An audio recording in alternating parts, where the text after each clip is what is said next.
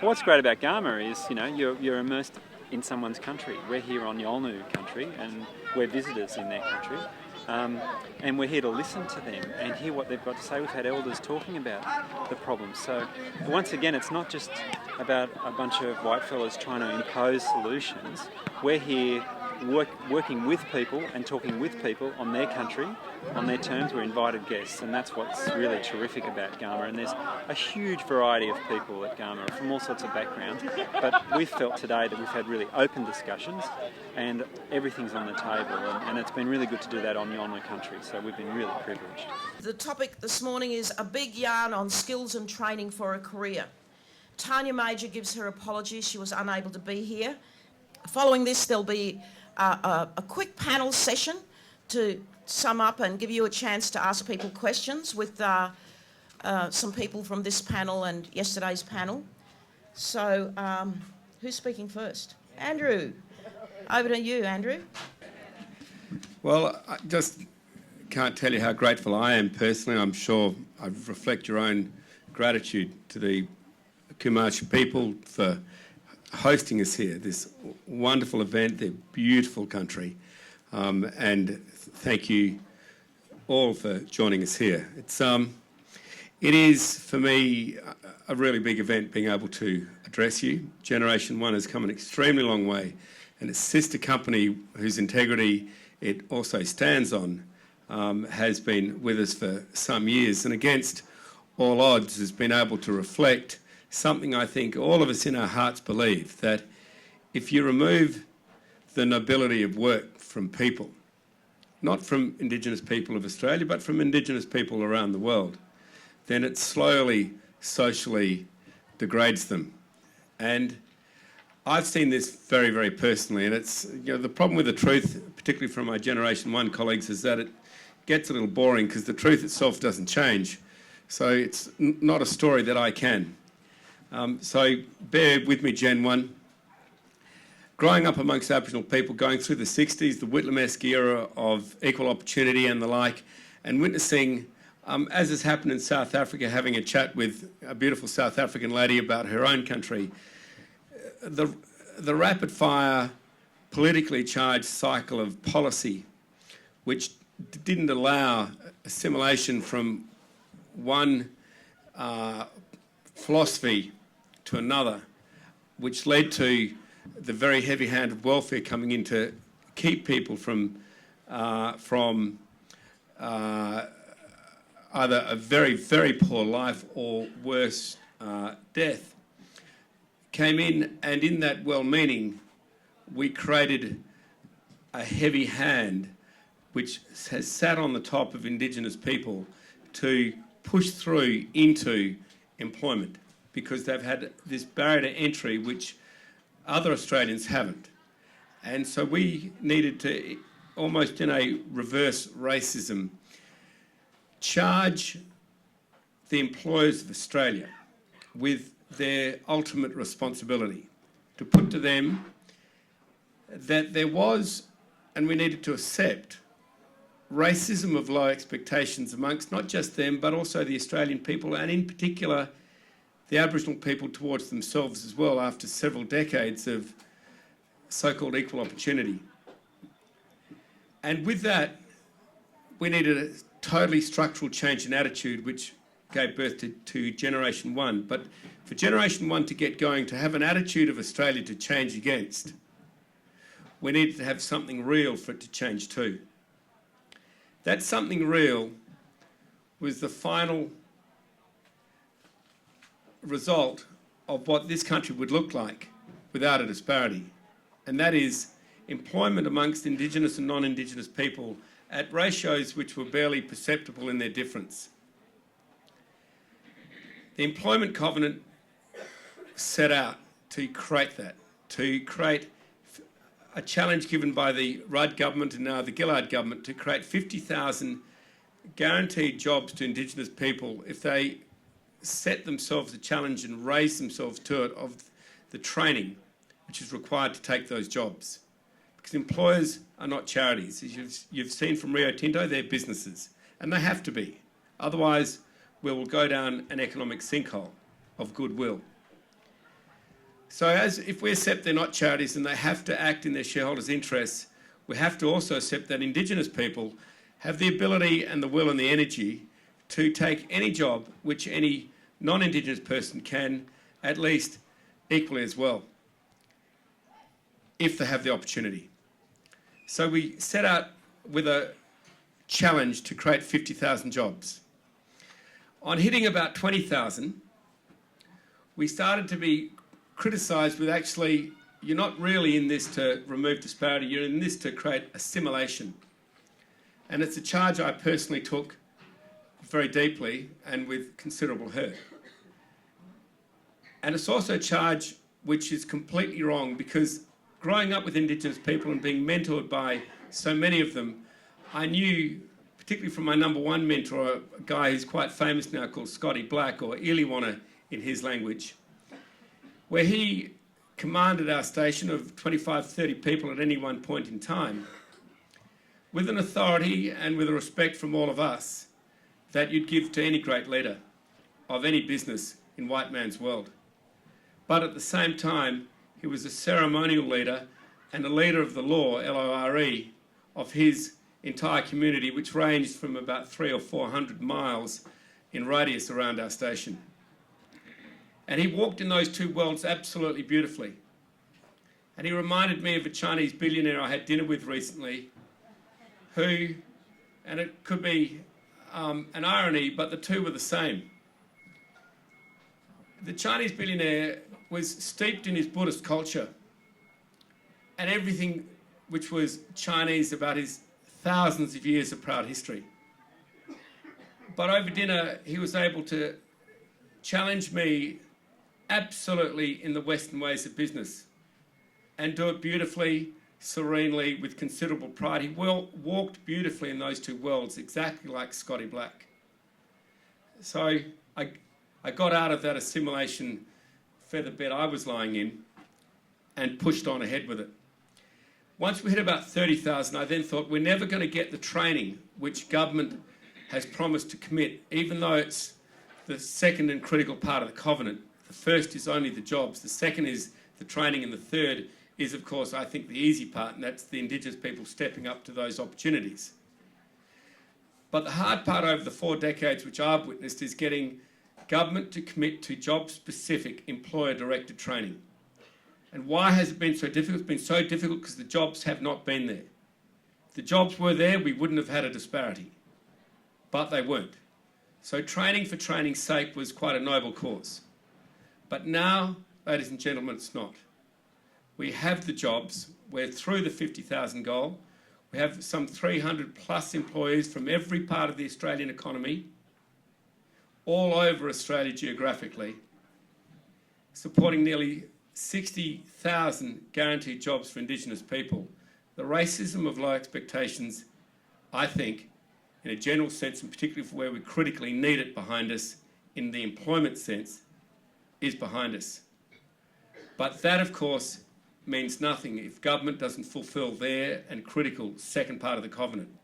And that is to deliver the training to allow Indigenous people to take those jobs. And when I came from Port Hedland 2 days ago, having interviewed a whole bunch of most recent applicants to Fortescue, I met with a gentleman who's 51 years of age. He's been unemployed for most of his life, had 20 years on welfare, and he described to me through a shroud of tears that he didn't realise that it was not normal to have unemployed parents or unemployed grandparents. He didn't realise that it wasn't normal to have a brother who wasn't a drug dealer. He didn't realise that spending a good spell in prison was not a badge of honour. And he certainly didn't realise that in the next 12 months he would pay more tax than he's ever paid in the previous 30 years of being employable. And he said to me, Andrew, the road to hell for an Indigenous, able-bodied and minded person is Centrelink. And if we can move our country along in the same way that we're trying to do now, and the wind of change is upon Australia, we can achieve this, then I will keep my 4 children. And I will not be disenfranchised by my family, and I will die a noble man. And I just wanted to share you that story before I introduce Mr. Mick Gooder, and just share with you why I am so personally very committed with my family, with Nicola, with everyone I speak to eradicating disparity through employment. Thank you very much.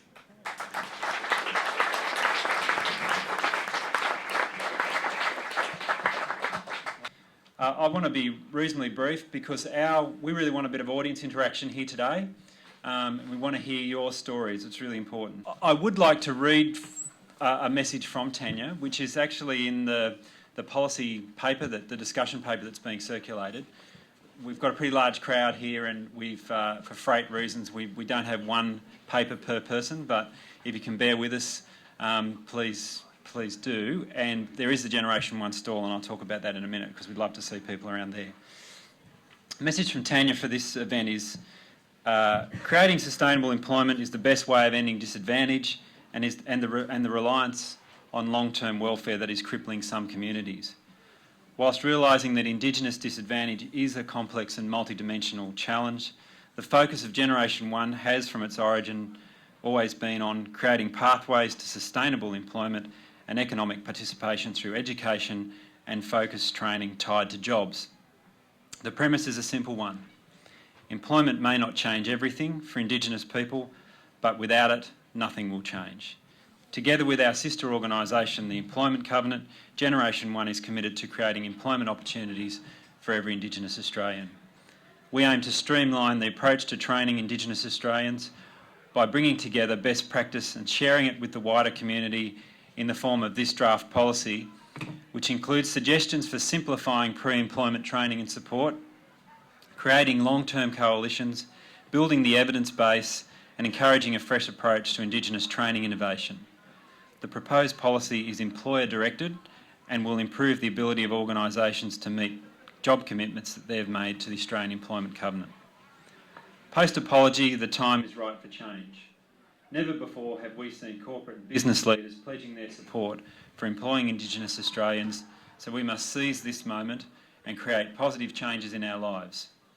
For organisations, a cultural shift is required so that Indigenous employment is not seen as a problem to be contended with, but a chance to enrich and deepen organisational culture. It's a message from Tanya. GenerationOne had its launch and its national roadshow of over 80 locations. And during that, we found that a lot of people, when we were talking to them about the Employment Covenant, were saying, look, this is great, but we really want job-ready Indigenous employees. We want to get into this area, but we want a hand. You know, some companies are completely new in this area, and they want to learn from other employers and Aboriginal organisations about what are the best ways to bring someone into their company. We wrote to the major parties at the election and the Greens, Senator Seward, we wrote to the Greens as well, and we got good response from all the parties saying, look, we are happy in principle to support the idea of better vocational training and employment programs in their broadest sense, with life skills and soft skills and pre-employment training, work readiness, mentoring and post-employment placement. So that was good. We got that political support. And then we decided, well, rather than wait for government to issue a white paper and run a consultation process, we're going to do that ourselves. And that's what we're actually here as part of doing today. If you've got the policy paper, you have a look at page 8, there's the best way we could possibly do of representing to you in a jigsaw puzzle what we're trying to do.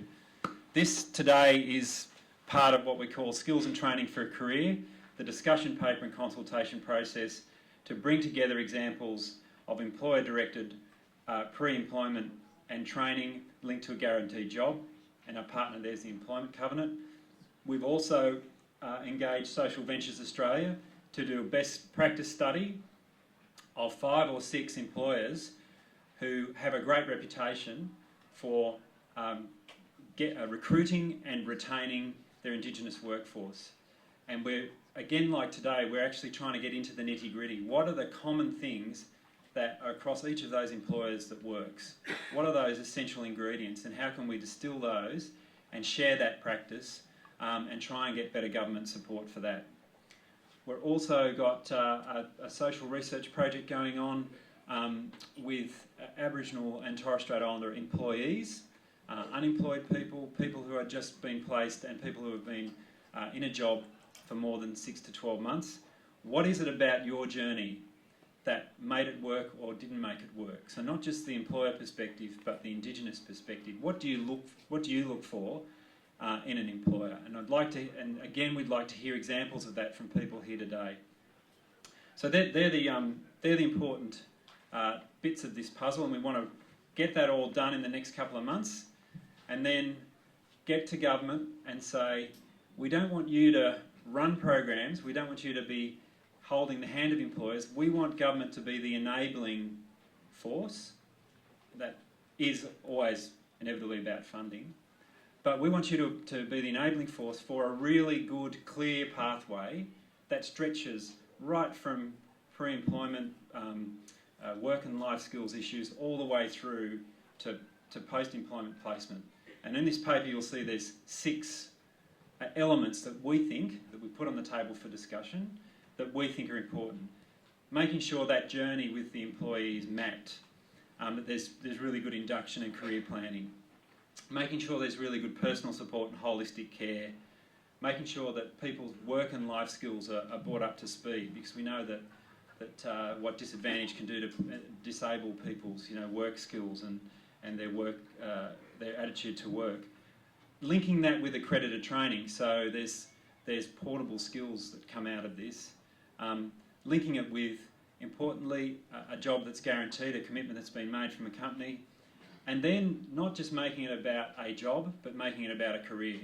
So having that really floodlit pathway through to not just an entry-level job, but a role as a manager, a role as a senior executive, hopefully roles as chief executives, all the way through. So those are the steps. Some important principles that already come out of earlier forums. Obviously, it's really important that communities are involved in that. So it's not just employers directly with the individual Indigenous employee, but how do we bring in community organisations into that mix? How do we bring social enterprise into that as well? How do we make sure that the training is directed towards jobs that are guaranteed, so we don't fall into the trap of training for training's sake and still having people who are unemployed with a multitude of TAFE certificates? What has emerged is that we seem to be seeing already the best programs have a combination of competence and passion. So people who really know their stuff, but also people who are really passionate and can persevere. And how you take that from an individual running a program inside a company and making that into a capacity that company then has for the future. How we link that with school retention and school to work programs, so that the good work that's done in school doesn't end when school's over and then people slip into unemployment, how we can keep that pathway through school and into employment. How do we make sure that funding is more than just 1 to 2 or 3 years? Because I think a lot of people here who are involved in this area know that funding for 1 or 2 years is really problematic, and we hear that very loudly from people. And also, how do we come up with something that's not just going to create another siloed policy program or layer another program on top of all the existing ones? And how do we do that in a way that allows this wonderful growth of social enterprise that's around the place, that's starting to happen, and where government, as I said before, enables this. So today we want to hear details from people. We want experiences. We don't want generalities and just broad rhetoric. We want people here in the audience to tell us specific examples of what they think, what's working, where the gaps are in the pipeline. We'd really urge you to when you get back into range and you can get on the dreaded computer and the dreaded email, download this submission, the policy paper. Please make submissions. It's very important for us that you tell us, and get as detailed as you like. Please make your submission. Come and see us over at the GenerationOne store, which I think Mick referred to as the GenerationOne jumping castle. We've got ourselves an inflatable store. Come on there. And please come up to us with really good examples of the stuff that you're doing. And with that in mind, I'll hand over to Mick for a bit of his some examples he's got.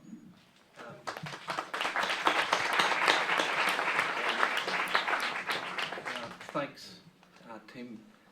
I just want to paint a few pictures for you about what this means. I'm an unabashed Catholic. I think a work ethic's really important. You get work ethics from your parents. You learn these things. My dad was a ringer. He worked on cattle stations. When the issue about equal wages came, and my dad survived because he could turn his hand to other things. He could fix cars, he could sharpen saws, he could cut cane. So my household in Christmas was full of these ringers because Dad and Mum got married, had 10 kids. And so my Christmases were full of joy with these old, well, young blokes in those days would come in. But then when the award wages came in, I see those men, and I grew up with them in Rockhampton, broken down men who lost their place. And it's similar to our men lost their place with colonisation. Women kept their place, they were nurturers, but men lost their place, and this was another losing of a place. But my dad survived because he could do other things.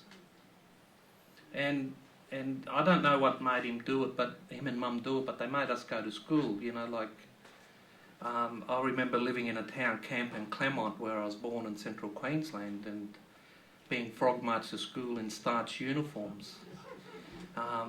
You know, no electricity, no water, but Mum made sure we always went the best dress we could. So it was something, you know, my mum got, and when my mum's generation, like she got taken away from Moorabinda when she's about 14 to go and work in a cattle property, as did all my aunties. And while that was bad in and of itself, but what it did to those women was give them the skills to run households. And if you see my generation, my mum's generation, all they do is clean. You go to the house, they clean. The best compliment I used to listen to my mum and their Māoris talk all the time, and the best compliment they give another woman is that she's a very clean woman. That's it, you know, that's it. She's a very clean woman, that one. So it was important, you know, we brought up in this household like that. We were poor, we lived in places with dirt floors and hessian bags for walls. But one thing we were always kept proud of, we were Aboriginal. We'll only meet our betters if we allow that, our dad told us, and we got educated. So that's a bit of my story, and when Andrew talks about expectations, I think people either live up or down to expectation. And the problem we have in our schools and in some of our workplaces is there's low expectation. And I'm all for people, there's rules and really easy ways for entry level into jobs. And Andrew's doing that. GenerationOne's doing that. But after that, we've got to support people to stand on their own 2 feet. The merit principle's got to apply. The best people get the jobs. And we've got to support people to develop, because developing people isn't easy. Like, you think it's all over once we get them into a job. But if we don't talk to people about work performance when people aren't performing, that is so detrimental to the Aboriginal cause, because they see Aboriginal people sitting there and nothing's done about it. I said the other day, I was working, my first job in the public sector was in the 80s in social security before there's even a Centrelink. And this manager came to me and said, I've got this Aboriginal bloke and he doesn't perform. And I said, well, have you counselled him? And he said, no, I don't want to be racist. And I said, well, I actually think it's racist if you don't. You're quite prepared to let this fella sit here and vegetate and not do anything about it. So he doesn't get anything out of it. Everyone sees the example of Aboriginal people. It reinforces the stereotype that there's special treatment. Now, I think we've got to deal with that. And that's what I tell employers all the time. Don't be scared of dealing with this. I talked about yesterday about being held to the highest standards of academic achievement. We don't want our people to get bodgy degrees. We don't want people to say that Aboriginal person only got through there because someone wrote their assignments, or this is a real, you know, like I say, bodgy, dodgy degree. We want to be held to the highest standards academically And similarly in our workplaces, if our kids are going to achieve, they've got to be held to these higher standards. You know? So I think this isn't warm and fuzzy stuff and we love Aboriginal people, you know? Goes beyond that. This is about treating us equally. Noel Pearson, last week in the week before in the constitutional panel that we were on, talked about equality. You know, we want to be treated equally. We don't want to have special programs, because if we were treated equally by landlords, we wouldn't have to have housing programs in urban areas. I've been knocked back for houses simply because I'm Aboriginal. We actually want to be treated equally. I want to paint another picture for you about a young fella. He came down to a friend's daughter, came to Canberra. We all moved to Canberra one part. Lots of us go to Canberra. And this young fella came down, the daughter's boyfriend, and we were having a barbecue about 2 weeks after he got there, and he asked the question, "Where do you people go every day?" I said, "What do you mean?" He said, "Well, you get dressed pretty nice, you know, and you go away about 8 o'clock and you come back about 6. What do you do? Are you hanging at the mall? Are you a big bingo hall here somewhere? Or do you go to casino?"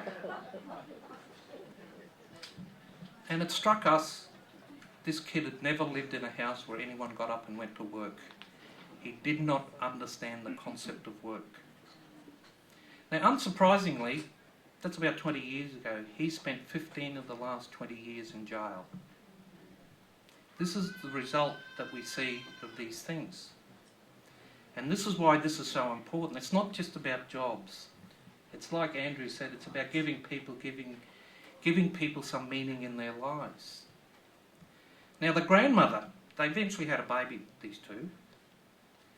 The grandmother, who a few of us know, mortgaged her house so the granddaughter could have a good daycare. She said, "The most important thing I've got to do here is get her into daycare." Her mother's been on drugs the whole time, so this kid lived in hotel rooms, got raided by police, missed school, but her grandmother kept watching her. She's now in a boarding school, finishing grade 11, got a traineeship with one of the banks. Her mother's now with some other guy that's a bit of a deadbeat. And she told me the other day, I was getting dressed for work, Mick, and this fella says, "Where are you going?" He said, "I'm doing what normal people do. I'm going to work." We've rescued one kid, and that's through a lot of effort. I've got to say, the main effort goes to the grandmother. But the banks came in, made it easy for her to go and do some work, to get this work ethic. So she knows, you know, that she's going to do something meaningful in life. And this is what this is about. This isn't, you know, when Andrew started the stuff about 50,000 jobs, I knew he'd do it. I knew he'd find the 50,000 jobs because I worked in WA through some of the ups and downs Andrew went through. I know he's a pretty determined character. But the problem I started thinking about was the supply. We'll have the demand, but where's the supply? And this is those things that have evolved, you know, that Tim talked about, how we actually wrap around services and support to people to get through those initial periods, to get through those times that they need the support. And it's not about, you know, in human rights we talk about special measures. You know, we talk about equality. And there's a saying about equality. And everyone, the difference between formal equality and substantive equality, formal equality says everyone gets treated the same and we'll end up with the same outcomes. We know that's not true. Substantive equality says we're allowed to treat people differently to get to the same outcome. And there's a saying we have, when you treat unequal people equally, all you do is reinforce inequality. And that's why in Australia we have things for migrants and we have things for Aboriginal and Torres Strait Islander people and all that. So getting people into the entry level is really important, wrapping services and support around them. And it's not doing anything special, it's doing stuff to make sure we make the playing field level, because the playing field hasn't been level. And that's how I describe this stuff. It's really important. I want to finish with this thing about sit-down money. And I really, it pains me when I see our mob getting tagged with this thing about sitting down on welfare money. Now, I was in Social Security in the days when we started thinking about work activity tests. There's a work activity test you've got to do to get unemployment benefit. And we started thinking about, you know, how do we do this stuff for people in remote Australia, Aboriginal people. And we decided to do this thing called the work activity test exemption. So where everyone else in town, whether Aboriginal or not, they've got to put a form in every week, fortnight. They've got to keep a diary about where they look for work, where they available for work. They've got to do all that stuff. But in the remote area, we said, well, there's no job, so we don't bother about that. Now, I don't care who you are, whether you're Aboriginal or non-Aboriginal or newly arrived migrant. If you have that thing happen to you where you sit down and money just turns up in your bank every fortnight, you're not going to do much. But I've got to say, the one thing I'll leave you with when I finish, not one Aboriginal person asks for a work activity test exemption. Not one person that I know of. It was done because it was administratively easy. Yet we get the blame for it. We get the blame for doing what I think a human nature approach would be. We sat down and we received money. So think about that when you hear about sit-down money. Aboriginal people didn't ask for this. We would have liked to keep the work activity test happening. And when I went to Woorabinda, that's my country, my grandmother's country, Woorabinda, and we put CDP in. Now there were 1,200 people living at Woorabinda at the time. And every fortnight I would go from Rockhampton to Woorabinda to do the visits. And I would take, remember the CES, Commonwealth Employment Service? I'd take one of those blokes with us, or women, and we would do our work. And as soon as we put CDP in, they stopped coming. And I said, what's the go with you? They said, they got CDP. I said, but there's lots of jobs out here. There's mines, there's cattle properties everywhere around Woorabinda. They don't need us anymore. Those people in Woorabinda got abandoned by the system. You know, they got abandoned because they decided to give up their access to unemployment benefit. And the system abandoned them. And I get really down on the system because of that.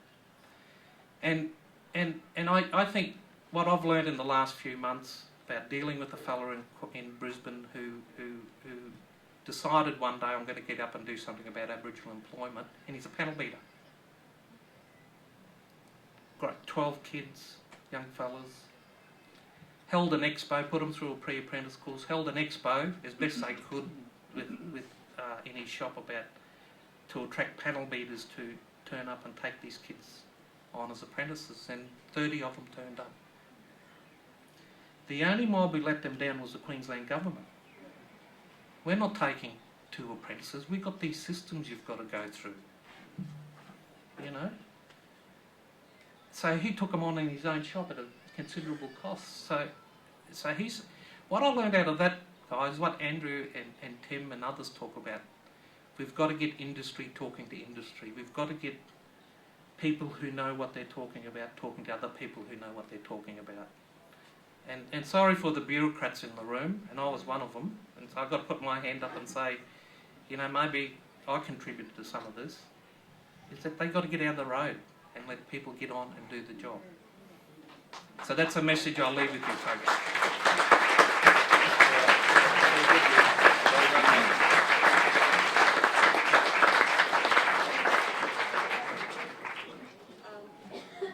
Okay, so it's over to you.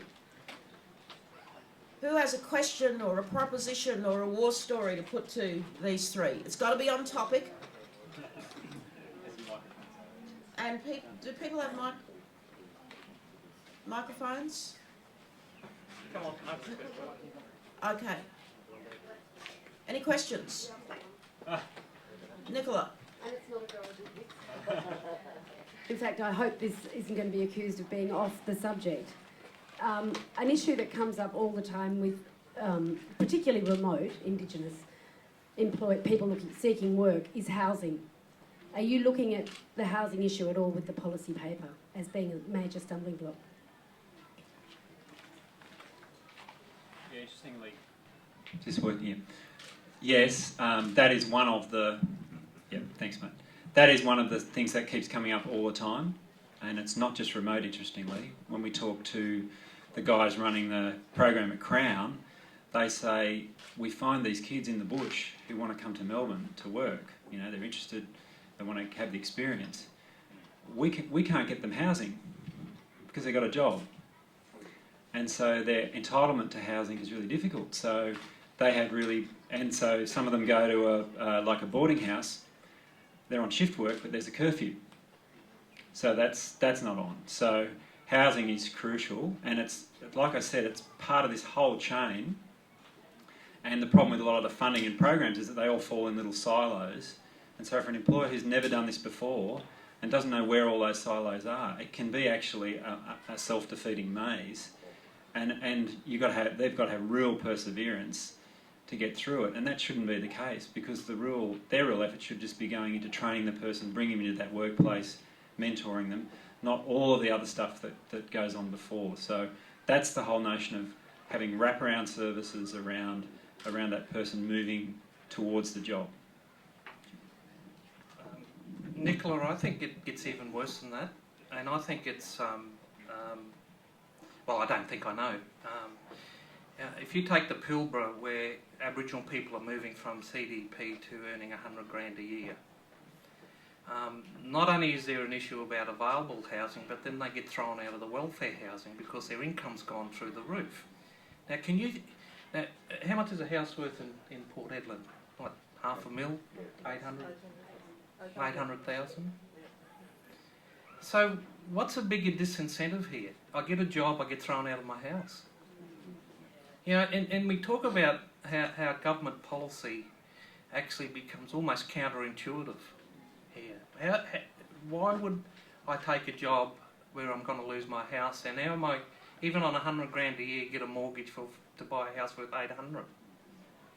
You know, so I think, Nicola, it's even worse than that, and so I think we've actually got to start saying to government, you've got to change this policy. I think they give them a year's grace. You're still not going to save up a deposit, even on $100,000 a year, to buy a house worth $800,000. There's some realities here people have got to face. So what is it's even worse than that you're mentioning. And I understand what you're saying about housing, it's so important. But when you start having those disincentives built into the system about you get a job, you get thrown out of the house, guess what's going to happen? So we've got to get realistic about this with government. The other thing is, I've worked in places like Thursday Island, and Aboriginal and Torres Strait Islander people in the Torres Strait want to get a job with government because you get a house. But then they made a rule, well, hang on, you're a local, you're not entitled to a house. Like, it was just... So you ended up with... You know, I lived in Snob Hill. It's the only time I lived on Snob Hill. It was in Thursday Island. And we had single men living in 3-bedroom houses, and down the bottom of the hill we had families of 10 living in one single-bedroom house. And we just ended up saying, this is unfair. We've got to do something about this. So housing is a real issue. They tie it to employment. They tie evictions to employment through welfare limits on income limits on welfare housing. So I think those are the really big issues we've really got to address. Some of those policies of government, and I think the way some people talk about government policies like they're tablets handed down from a hill somewhere, you know, you can't change them. Their policies change them. Can I just also quickly add to that, Mick? That was great. With many of my colleagues at Fortescue who do get a job, unsurprisingly, initially, it's the younger brother who's really had a crack. He's had to look after mum because dad left, etc. He's got 4 or 5 other dependents, and then their cousins have moved into the Holmesworth house. He goes and gets a job. They all get kicked out. Not just him. Several families get kicked out. That's how bad it is.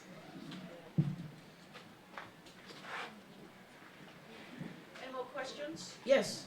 We've got Doris and then one bit. Yeah? Doris first. Yeah. Firstly, I'd like to acknowledge the traditional owners from here, and I want to talk to my Thora there. Marabu in Scottish language. Because of background, my culture, and I am talking about the Pilbara area. And every Christmas we practice our culture. And sometimes it's very hard for us to take our young ones back home because of the job. And I do understand you have to work in with the company, but there need to be a way with the elders and the company which boys have to go or women have to go, because it's not about 2 weeks in our culture. And now what I see in the Pilbara, our cultures are dying because of this big booming. The boys can't take more than 2 weeks, but in our culture, it's not about 2 weeks. It's about when the elders say it's right. I'm only talking part of the Pilbara, I'm not talking for anywhere else. And we need to find a way. We need to make it structure, way to marry it into that company, which company they're working on. Because it's very important for us not to let our culture go, because there's a job behind it. But what I like to see, or someone see, because I'm a very cultural person, I like to see that you have a partnership with the elders, and you have a card, say which tribe that need to be, because this everybody coming to Pilbara, different nations as well. And I know some boys are using culture to just go, and that's a bad thing. And we don't want to head that way to these young people using culture just to get away from work. Because that's not on, and it's not a part of our culture. But the cultural persons, you should be working, especially the traditional owners from the Pilbara. That's the people going to be going to culture. And have a partnership with each elders. Form something so we don't lose our identity, we don't lose our culture. But that's what's happening in the Pilbara. And it's very sad. It's, this boy can't take 2 weeks. He only got to take 2 weeks. What he's going to learn in 2 weeks? That's our journey. That's our ancestry. Thank you.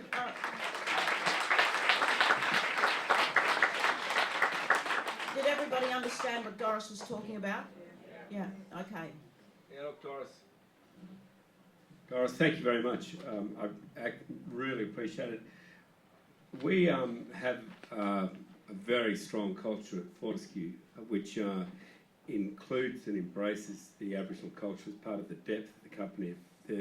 Once I fall off my post, people write, why was Fortescue so successful? It was successful because of its culture, not because of its leadership or its all bodies that had this deep culture. The Indigenous culture is very ingrained in that, and I so deeply respect what you've just said. I also pick up what Marcia said, and I think that we can avoid the pitfalls of people using culture to skive off through what Marcia and you, I think, have just endorsed, which is a direct relationship with the company, with the elders, and get the elders to actually say, we need this bloke for 3 days, not 3 weeks, but this time we actually need him for 3 weeks and not 3 days. And if the elders are happy to work with us on a very open basis, all I can say is I see a great road to resolution, and I thank you for your contribution.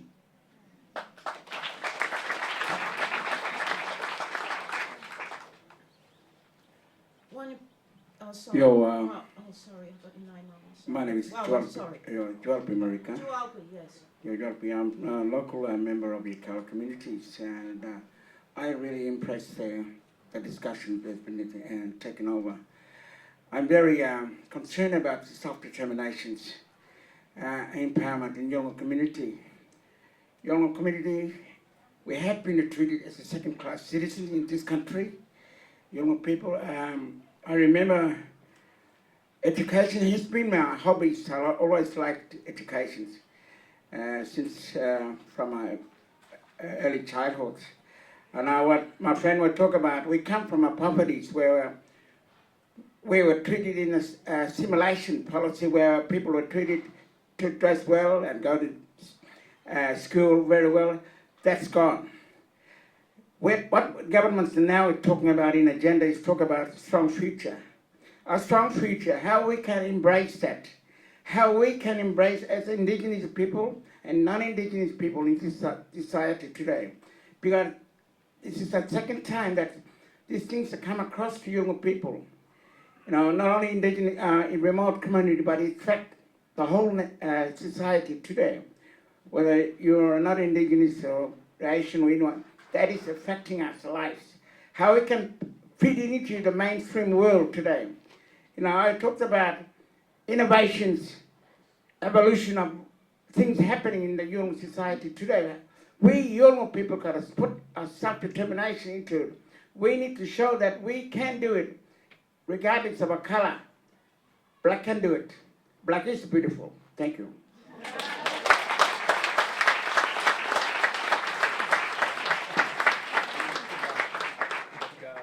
Look, I'm sure I can speak for the whole audience. If I could get you, mate, put you in a bottle, take you home, and put you out in every one of my meetings, I would. I mean, look, I'm moved to tears. I've got to keep quiet. That was great. Thank you. I think what we'll do, unless there's somebody who really wants to squeeze in one last question. Okay, Florence.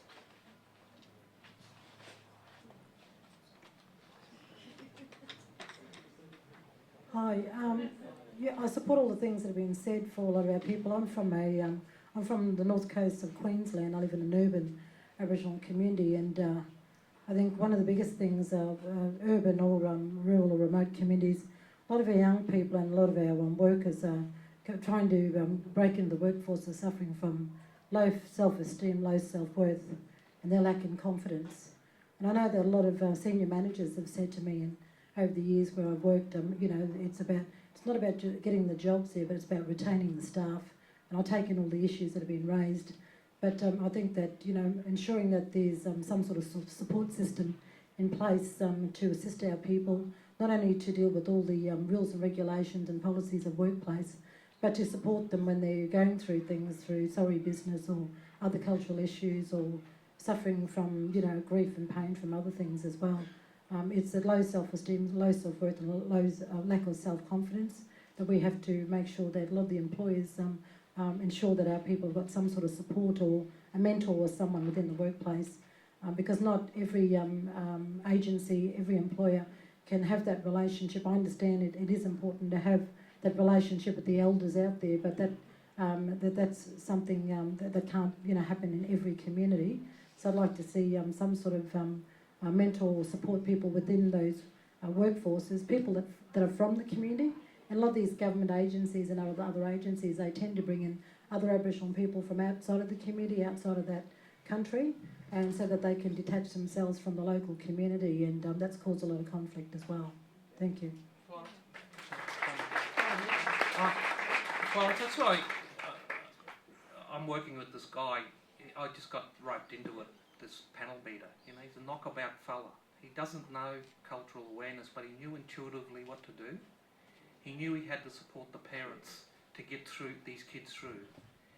And one of the things he did off his own bat was he got everyone who works in the panel beating shop to write a story about themselves. From the bloke who made the pays to the fellow who did the spray painting, and he actually made it really welcoming environment for these kids to come into. And he like, I like to work with amazing people, and this is an amazing fella who just like I said before, off his own bat decided to do this. And the things he's done with these young fellas, and the things he's done with these other shops that are now taking them on as apprentices, is just amazing. So there are people out there who know this stuff, and there are people out there who are committed, and that's where we've got to prop them up, you know, and we've got to support those people who do that stuff intuitively, like Mark has.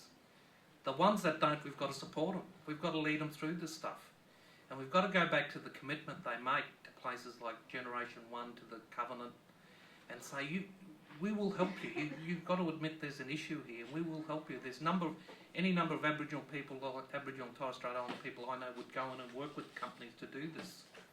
So I absolutely support you, but I think we've got to look at the good things as well. We can't mire ourselves in the negatives that are happening. And of course that happens, and people go into really inappropriate work places. But there's a lot of people out there now getting into this, and I'm just so enthused. I went and met these 12 young boys, young men, who are now going into apprentices. They were so proud, they were so happy. Talk to their mothers, you know, we're going to break the cycle with this fella. And it's down to one middle-aged white fellow who one day decided I need to do something about this. Yeah, and we've got to make sure that all these nice white people who want to assist young Aboriginal people with low self-esteem issues don't keep them there in the low self-esteem state. You know, it's in a lot of people's self-interest to keep them feeling miserable, because then they can keep helping them, helping with a capital H, right? So, you know, you've got to, at some point, make it very clear that kids have to have a happy life and only they can make up their own minds about being happy. You can teach them how not to be negative. You know, in Melbourne's a wonderful place, but there's a miserable lefty culture there, you know, and I'm the wrong kind of Aborigine because I'm too happy and assertive and, you know. And one young Aboriginal girl, very unhappy young Aboriginal student said to me, Marcia, why do they dislike you so much and why do they like that drug dealer so much? I said, mate, it's very simple. They like their Aborigines to be drunks, drug addicts, and bludgeoning off them because then that makes them feel really important. They don't like people like you and me because we don't ask them for money. We don't make them feel important. So you've got to be very careful about the self-esteem issue, because a lot of our kids have been trained into having self-esteem by white people who want them to have low self-esteem. It's the accumulated negative feeling about oneself, you know, even at the age of 12, right, and that's where they're starting to commit suicide now, not only from white people but also from Aboriginal people, putting them down all the time, and they take it to heart, and everyone's got some self-interest in putting these young people down. What we have to teach the kids is to be assertive, not to keep feeling sorry for themselves. Teach them that the world is full of, you know, greedy, selfish people who are going to put them down. And my strategy with a lot of students is, now, if you had to invite everybody in your street to a street party and that person lived on your street, how would you feel about inviting them? I wouldn't want to invite them. Right. You instinctively know you don't want to hang out with them, and yet you take what they're saying to you seriously. They're just like some nasty old neighbour who hangs over the back fence and goes nya, nya, nya, nya about all the neighbours. You know that in your heart of hearts, so why are you taking this person's rubbish about you seriously? You know, we've got to be a bit hard with young people too.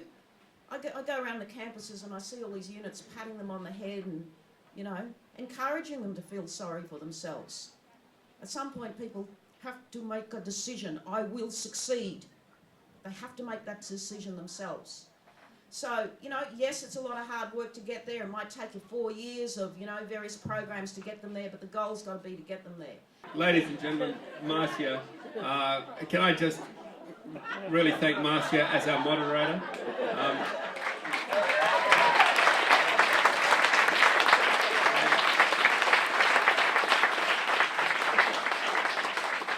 And can I also please thank all of you for coming along, really getting actively involved.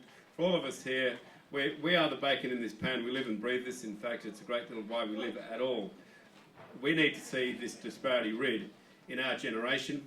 We think it's possible. It's possible through employment. It's possible through that self-belief. It's possible through not patting Indigenous people on the head, but by saying, you are definitely good enough to do anything us white fellas can. Do not believe all this horse shit that you need welfare, that you need all these software, the beds. You don't. You are the equal or the better of us every time. Get out and take that fabulous future.